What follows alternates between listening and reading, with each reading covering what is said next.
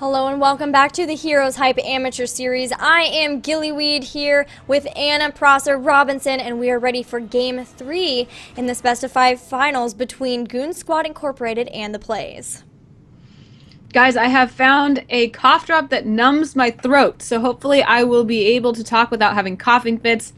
But I think my tongue is also numb, so this is gonna be a great adventure that you guys are on with me. I'm casting on hard mode right now. And I'm ready, Gilly. I'm hyped. All right, well, while you struggle with being able to say the word tongue, let's hop over to the draft, as we are on Haunted Mines, which is pretty crazy, with Kerrigan and Sylvanas being banned here. Goon Squad going to pick up Jaina very fast.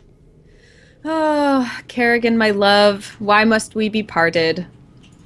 But we can't see her this time. We're just going to see Jaina, which makes a lot of sense. Jaina has been an MVP in a lot of these matches. Goon Squad certainly wants to use her here on Haunted Mines. She's very valuable. Sylvanas, of course, can pick up a lot of skulls in the mines. Jaina does her fair share as well. Yeah, Jaina has amazing wave clear, and I think that the PLEYZ will probably be grabbing somebody who has that good wave clear as well. Vala, Kael'thas, somebody like that who can very quickly take out the skeleton things. There we go. I was like, words. Yeah, being able to take out a camp of skulls really fast, or skeletons, and pick up those skulls, because a lot of times you have teams that are running straight after you, and you want to just try to grab all you can while you can. But the PLEYZ are actually going to grab a Nubarak here, so stealing him from the Goon Squad. This will be kind of crazy, as we haven't really seen the Goon Squad without the Nubarak. I feel like a Nubarak has interesting applicability here on Haunted Mines too, especially being a tanky hero that also deals a fair amount of damage. I feel like he's going to be great in the mines. What do you think? Yeah, I think so too. He will be able to burrow in and be able to grab some skulls as well from maybe a team who's grabbing a camp on the way out. But I do think they'll still want to pick up a damage here, I would think. You know, another hero that I think we would hopefully see on this map will be Tassadar. He's got great applicability when it comes to, he can get mule, he can shield structures, which when you've got a golem wailing down on a structure, you can actually just shield it and keep him as the only person defending, and then send everybody else to go attack. So similar to like when you have Sylvanas, which is so amazing. Aha! Aha! They know it. They're going to pick up Tassadar, which I think is also a great pickup for them anyway, because having a Nubarak as their tank, he's going to be a little bit squishier. And with Tassadar, they're going to be able to throw shields not only on him, but on the structures as well. Absolutely. So interesting, though, that we're starting out with a tank and what we call a half support or a Sapassin for the PLEYZ. Usually, we see damage dealers prioritized. Goon Squad certainly followed that pattern by picking Jaina first. So it'll be interesting to see whether they continue with that. Now that the PLEYZ have a tank and a support, they're revealing a little bit about what their team composition is going to look like. So Goon Squad has the opportunity to respond. Will they go with just snapping up all the best damage dealers, or do you think they're going to do anything that's specifically targeted toward Tassadar and a Nubarak? I'm not quite sure, because I'm looking at the PLEYZ and I'm wondering if they're even going to go for another tank here. Because on Haunted Mines, actually, having a lot of tanks is really beneficial because you are so early game. It does seem like Goon Squad for now want to stick with having Uther and Vala. So they are going to prioritize more of the wave clear, which is great for with Jaina and Vala, because they will be able to, like I said, take out those waves of skeletons so quickly. If they get the opportunity to spread out in the mines, if they maybe take a team fight before they go in there, they're going to be able to just quickly get all of those little camps, which if you get all of those, provide way more skulls than the golem. Now, the PLEYZ, it's their turn to pick. They should definitely be looking at damage here of some sort. Eventually, they might pick up either another tank, most likely another support, because it is Tassadar, and he doesn't have a lot of healing, just the healing ward. So, but I'm guessing they're going to go damage next. Yeah, interesting, because Goon Squad already has two really solid damage dealers, so who knows how much more damage they're going to be looking to get. So it may be that the PLEYZ will have their pick of damage and they don't need to worry about that. But there's always the possibility that Goon Squad could be looking for more damage. Ooh, we see the Lost Vikings coming out. So we've seen how the Lost Vikings can be really beneficial on Sky Temple. What can they do here, Gilly? Well, just like in any game where you're completely leaving the lanes to go for objectives, like Haunted Mines, you have to go into the mines to get them, then they're going to be able to sit in lane and soak. But what's interesting to me is it's not such a big deal on this map because this map's very small. You don't have to really rotate around too much to be able to pick up the Vikings. Also, there's 3 of them. There's only 2 lanes in this. So I'm very interested in seeing what they're able to do with the Vikings. But with a ban on Sylvanas and the possibility of them knowing that they wanted to pick up the Vikings, they definitely are, I think, looking to be the ones who are able to capitalize on pushing. And there is Brightwing too. So man, they are really setting up. They have no really big damage dealers. They do have Tassadar, who is good at clearing the waves pretty well with Psionic Storm, but as far as the rest of them, it's going to be really interesting. I'm really excited to see how what their game plan is for this composition. Yeah, absolutely, because we see Tassadar and Brightwing, who you've mentioned, of course, are really great laners as well as supports. And then Vikings, who we could see 2 Vikings up top while the rest of the team goes bottom to gather skulls. But at least for my playstyle, at this point, not having a really strong damage dealer is really scary, especially looking into the face of Vala, Uther, and Jaina. I'm scared for them, but I'm interested to see what they have up their sleeve. I am as well. Now it's up to Goon Squad for their last 2 picks, and they are going to be picking up a tank of some sort, perhaps a Muradin once again. I think that he would be good. I'm looking at other tanks, and I know Arthas gets a bad rap, but his Frozen Tempest actually clears camps and minion waves and skull waves very quickly, so that might be pretty cool to see. But of course, poor Arthas, nobody likes him here, and I guess that's okay. But there is the still possibility of Illidan for either team. Maybe we're going to see Illidan. Maybe that's what the PLEYZ have in mind for their last pick. Goon Squad have Zagara, and they will grab ETC as their tank. A well-balanced team. I think that makes a lot of sense to me. Zagara is a great pick. She's really versatile. She can do a lot of things. She doesn't stand out in many areas other than the fact that she can kind of have vision all over the map as her trait.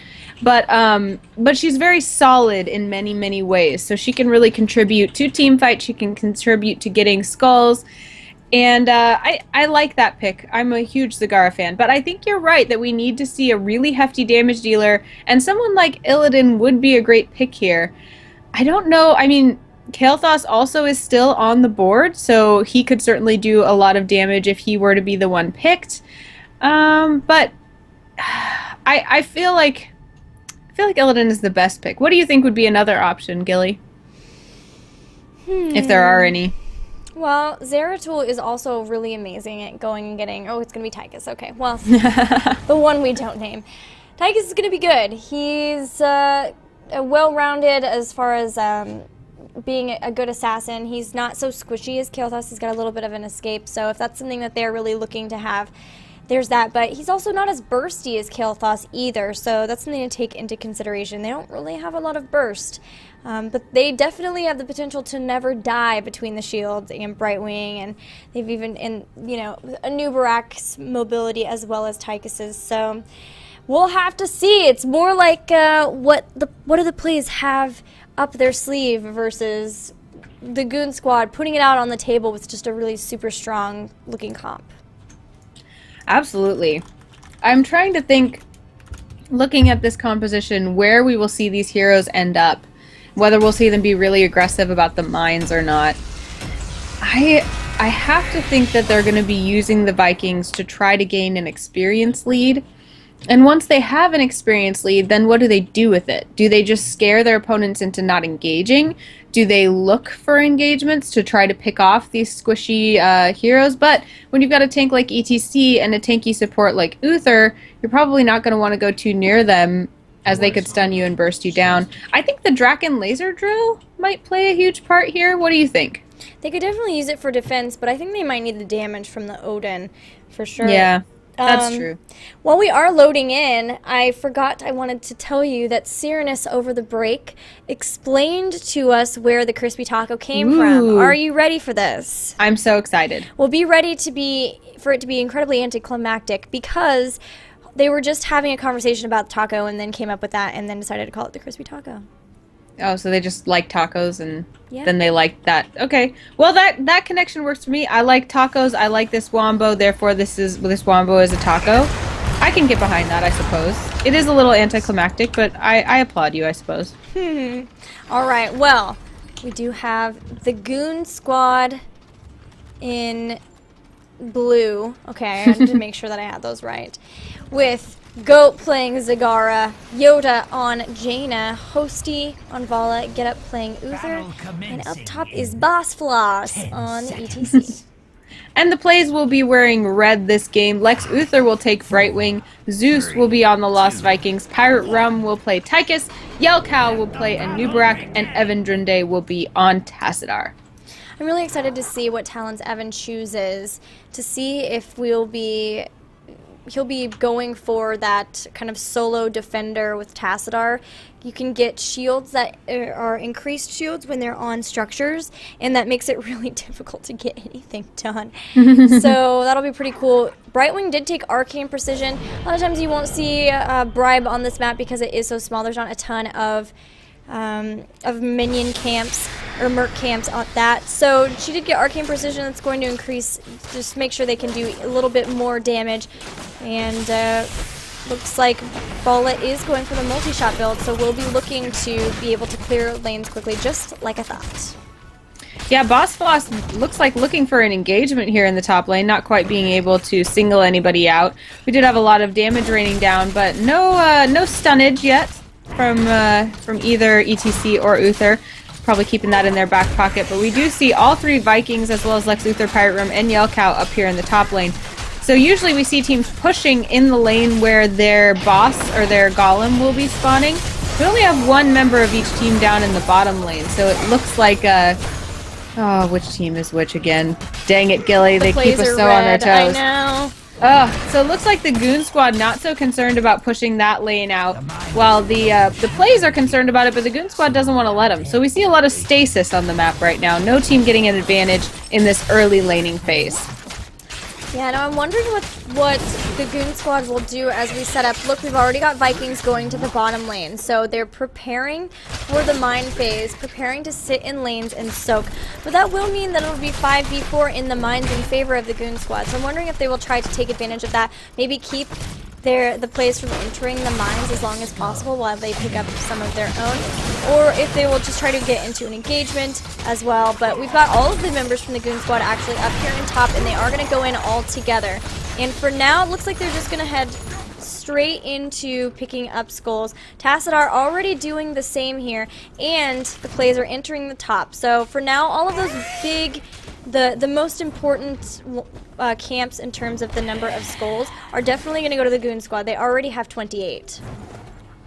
Yeah, and actually though, 26 and 28, so now skulls being even for both teams. They are climbing in a very even fashion. The Golem is going to be left, but it looks like we may be seeing an engagement here around the top of the mine. Zagara checking things out with a little bit of a roach drop, making sure she has vision. She's also got some creep tumors down there, so keeping an eye on things.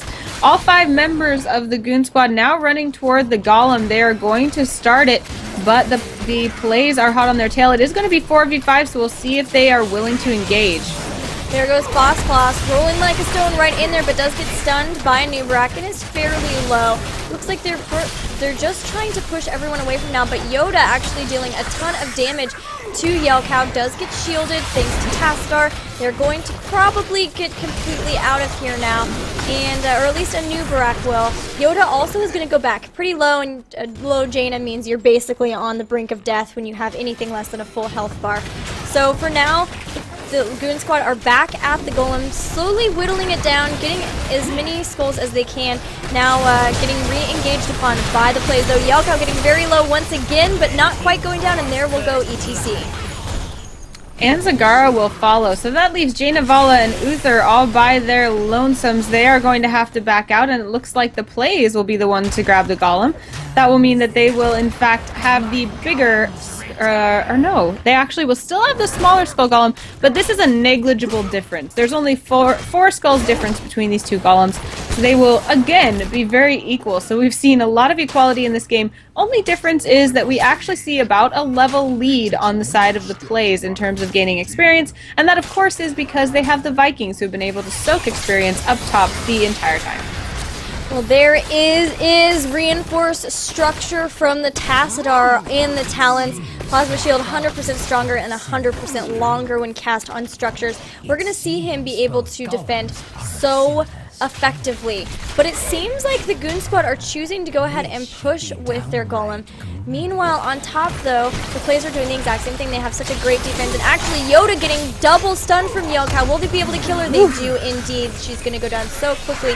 And now, this looks like team's still choosing to push. Look at this shield. Look how good it is. Even a mule from nope, not from Tassadar. Brightwing is going to be the one to pick up mule. So they won't have the cleanse or the heals from that, but they will have a mule on top of that. So that's super. They're really focusing on keeping their structures alive while they get the upper hand in pushing. The PLEYZ have all three Vikings up here with them, as well as Pirate Room, Yelka, and Lex Uther, but Yoda and Goat are going to be looking to try to take some of them down. But that Golem is a problem as well, so splitting their damage a little bit. Here in the bottom lane, we're already seeing the Golem also on the fort, so a slight lead in terms of the PLEYZ, in terms of pushing. A slight lead for the PLEYZ in terms of pushing. Evan Drinde here defending, and like you said, the shield's making such a difference. Evan Drinde not even bothering to deal with the heroes, but just, you know, kind of poking at them and shielding as much as he can. Yeah, he can drop shields on towers, and all it does is it just delays the golem so they can put more attack on it. And meanwhile, this golem has already taken one tower in front of the keep. A much better push in terms of the PLEYZ. They're almost to level 10 as well. Now we're going to see them divide up the Vikings once again, go back to soaking. They are going to be able to get their level 10 abilities first, and that's going to make the next mine phase really difficult if the Goon Squad cannot get those as well. We do see a mule going down on this tower on the bottom for the PLEYZ, so trying to fix that up. Cute little robot guy. The bruisers in the middle are ripe for the taking. We saw some pings there, but nobody committing yet to wanting to do that. We do see Goon Squad looking very interested, but we see the PLEYZ responding, and they will come down to maybe contest. They're going to come in. They almost have those level 10 abilities, but not feeling so confident as to go ahead and dive straight into there. So we're just going to take out the bruisers here, and there are their heroic abilities. We do have Odin for the Tychus, as well as Archon. I did not even see where that Viking went down, but we have Archon, Longboat Raid. It looks like Brightwing and Anubarak are still deciding, still debating here a little bit. It will be Blink Heal and Locust Swarm, they've decided. So Blink Heal is going to be able to add some healing to this team, and also some mobility as well, where Brightwing can use it as an escape or an aggressive tactic. Locust Swarm, of course, will add to the pushing power of that team as well. Yes, definitely so, and survivability at that as they do heal them up. But there he goes, he's going to engage in, and this is a perfect time to engage. They have heroic abilities, their opponents do not go, getting very, very low. They do have to watch out, though, because they're engaging into this keep, which is a problem. And actually, it will be Zagara who will go down. They did pick up the Zagara kill. Evan Durnde's Archon now over, but there is the Longboat Raid, so throwing more and more damage. They really want to try to get this keep down as much as possible before their opponents hit level 10. Yeah, doing lots of damage to not only that keep, but also the well. So now they will retreat. They know they've done all they can, and they're looking forward to the mine phase, which will happen in 3 seconds. They want to be healthy enough to do some good things in the mines, but Goon Squad is hot on their tail. Yeah, really good use of clairvoyance from Uther, knowing exactly where their opponents are. But really good block here from the PLEYZ, but they did bait out the Odin from Pirate Realm, so they at least have that. They don't have to deal with that once it's out for quite a few seconds. And with Archon, Locust Swarm, and the Longboat Raid all down as well, this is a really good chance for the Goon Squad to be able to get something done, as they have all of their heroics. They picked up Strafe, Mosh Pit, Devouring Maw, the Divine Shield, and Water Elemental, which is chasing down the members here, as Evan Drinde will get stunned and taken out. Yeah, this is just a reminder of how important it is to be cognizant of the cycle of the mine phases of the map, and make sure that you're healthy and have enough mana and have your heroics up during those times. Because what we just saw was Goon Squad basically chase the PLEYZ through the entire mine and then take them out. However, the PLEYZ did grab 62 skulls, so they're certainly not in any danger. We see a 62 golem now to a 38 skull golem, so that's definitely more of a difference in power than we saw last time. Yeah, this is huge, and on top of that, their golem is already farther forward than the golem for the Goon Squad, so that's going to be an issue as well. Still yet to see mosh pit. I'm looking forward to hopefully seeing a really big mosh pit. This time, Evan not staying behind to defend, choosing to go ahead and help push with his team. Oh, nope, never mind. He is still making up his mind. But we might have a gank here, actually. Here comes Goat. Gonna maybe try to get a Devouring Maw. Does get so on Anubarak and Olaf. Meanwhile, looks like Get Up and are trying to get Lex Luthor. That's a really great strafe. Oh my goodness, doing so much damage to the Vikings and Yell Cow. But Boss Floss's Mosh Pit hits no one. Nobody hit by that, and that's a huge issue now. He's taking so much damage from Longbow Raid. Will go down. Get Up is also getting jumped on top of by the Vikings. Will go down as well. Jaina is also down. Hosty and Goat, the only ones left to defend, and that's not going to be very useful because they're both low. Everybody's still up from the PLEYZ. They're pushing in with the Golem. This is going to be really rough. It is only 10 minutes and 24 seconds into this game, and we are seeing a boss wailing on the core. Lots of damage also being dealt. Still a few seconds until the rest of Goon Squad comes back. And I don't know if they're going to be there in time if all of the PLEYZ just decide to throw everything at the core. It is going to be close, but Yell Cow's still alive. Zeus, Lex Luthor still alive. Evan Drinde still hitting the core, and it will go down. That was a very fast game 3, Anna. It sure was. I do feel satisfied by it, though. It was concise and decisive. That it was. Now with that, the PLEYZ have forced the ace match because they are up 2-0. If they win the next game, they will be going home with first place prize, the $150. But the Goon Squad still have a chance. They've got to win the next one, and then we will be down into the game 5, which is what I'm hoping for. So sorry, the PLEYZ. I really want Goon Squad to win the next one, but I don't know if what Anna's voice thinks. Sure, just for the sake of devil's advocate, I will root for the PLEYZ. I will say I want the ace match to go in favor of them and have them take the grand prize. So who will win, Gilly or me, the PLEYZ or Goon Squad? Find out next. All right, well, you guys can let us know in chat. Meanwhile, we're going to take a short break, get Anna another mouth-numbing lozenge. I can't do it again. I could barely move my tongue for the beginning of the thing. I was having to enunciate so clearly. You should have seen me. Well, we appreciate all the sacrifices you make in the name of casting, Anna. We really do. Guys, take a break, grab a drink, grab some popcorn. We'll see you soon in just a minute.